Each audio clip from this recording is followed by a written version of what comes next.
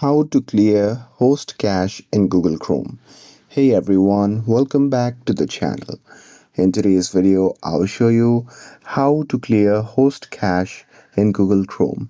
So now without further ado, let's get started. So here, first thing first, open the Google Chrome app on your phone.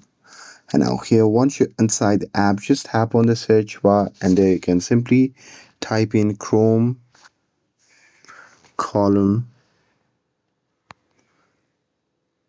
// net hyphen eternals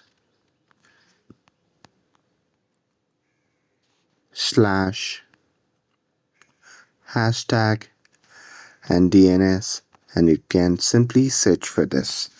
Now here, once you search for that, you'll see the interface like this. Now here in this section, you can just tap on DNS option at the left hand side, and here with the DNS section there you'll see the option labeled as clear host cache. So there you can just tap on it, and here once you do that you can simply close the Chrome app completely and open it again, and that's it. Now with this you have cleared Chrome internal DNS host cache. And with this, if you found this video helpful, then don't forget to like, share and subscribe to get updated for more videos.